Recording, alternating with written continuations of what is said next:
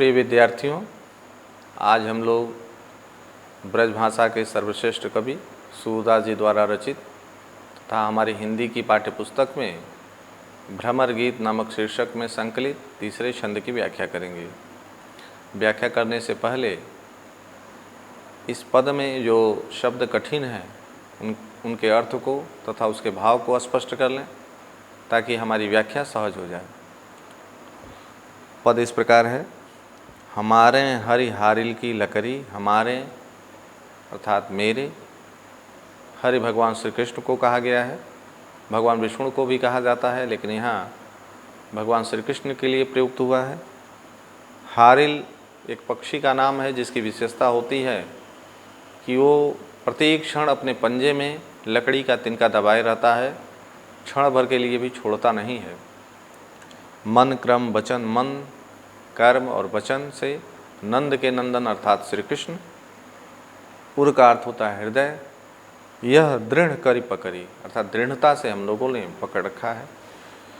जागत सोवत स्वप्न, जागृत अवस्था में, निद्रा अवस्था में तथा स्वप्न देखने की अवस्था में हम लोग कान कान जकरी अर्थात सदा श्री कृष्ण का ही नाम लेती रहती हैं, उन्हीं का स्मरण करती रहती हैं, उन्हीं का चिंतन करती रहती हैं। सुनत जोग लागत है हमको, हे उद्धव जी, आपके योग की बातों को सुन करके हम गोपियों को वैसे ही अप्रिय और अरुचिकर लग रहा है जैसे किसी व्यक्ति के मुंह में कड़वी ककड़ी चली जाती है, उसके मुंह का स्वाद बिगड़ जाता है, उसके मुंह का स्वाद कसैला हो जाता है। वैसे ही आपके योग की बातें भी हम लोगों को दुख पहुंचा रही हैं, हम लोगों को थोड़ी सी भी अच्छी नहीं लग रही हैं।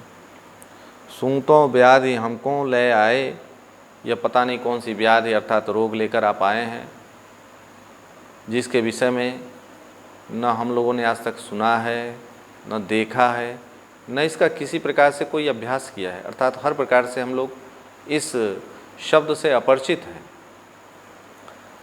गोपियाँ उद्धव जी से कहती हैं कि हे उद्धव जी, आप योग की शिक्षा उन्हें जाकर दीजिए जिनका मन चकरी अर्थात चक्के की भांति, पहिए की भांति अस्थिर होता है, अर्थात जिनका मन चंचल होता है। योग की शिक्षा उन्हीं को देनी चाहिए। हम गोपियों का मन तो एकाग्र है, हम गोपियों की एक ही इष्ट हैं, एक ही प्रिय हैं और हमारा मन सदा उन्हीं का चिंतन करता रहता है, तो हम लोगों को योग की कोई आवश्यकता नहीं है। अब इसकी व्याख्या देखें। गोपियाँ निर्गुण निराकार ब्रह्म के उपासक, भगवान श्री कृष्ण के अनन्य मित्र, संदेशवाहक उद्धव जी को संबोधित करते हुए कहती हैं कि हे उद्धव जी, हम लोग अपने प्रियतम श्री कृष्ण को क्षण भर के लिए भी भूलने वाले नहीं हैं। हम लोग उस हारिल पक्षी के समान हैं जो अपने पंजे में लकड़ी के तिनके को सदा दबाए हुए रहता है, उड़ता है तब भी उसके पंजे में लकड़ी का तिनका रहता है। क्षण भर के लिए वो जिस प्रकार तिनका नहीं छोड़ता है, वैसे ही क्षण भर के लिए भी हम लोग श्री कृष्ण को भूलने वाली नहीं हैं, उन्हें छोड़ने वाली नहीं हैं। हम लोग मन से, कर्म से, वचन से नंद के नंदन अर्थात श्री कृष्ण को दृढ़ता से पकड़ रखा है। गोपियाँ कहती हैं कि हे उद्धव जी, हम लोग जागृत अवस्था में, निद्रा अवस्था में तथा स्वप्न की अवस्था में भी भगवान श्री कृष्ण के ही नाम का चिंतन करती रहती हैं, क्षण भर के लिए उन्हें विस्मृत नहीं करती। आपके द्वारा योग के उपदेश को सुन करके हम गोपियों को वैसे ही लग रहा है जैसे किसी व्यक्ति के मुंह में कड़वी ककड़ी चली जाती है, उसके मुंह का स्वाद बिगड़ जाता है, उसका मुंह कसैला हो जाता है।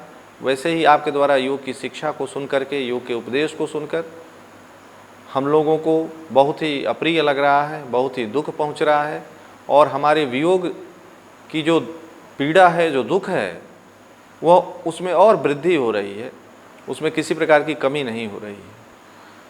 हे उद्धव जी, आप पता नहीं कौन योग नाम का रोग लेकर मथुरा से यहाँ पधारे हैं, जिसके विषय में हम गोपियाँ ना आज तक सुनी हैं, न देखी हैं, और न इसका हम लोगों ने किसी प्रकार का अभ्यास किया है।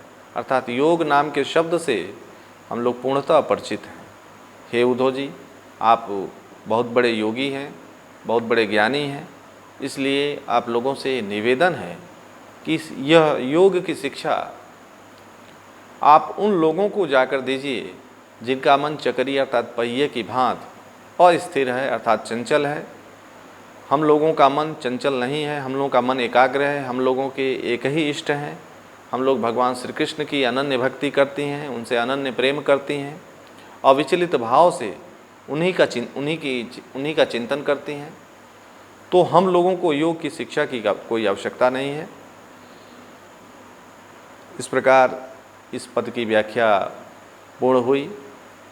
इसमें आप लोगों को किसी प्रकार की कोई कठिनाई हो तो आप लोग पूछ सकते हैं, समझ सकते हैं। बहुत बहुत धन्यवाद।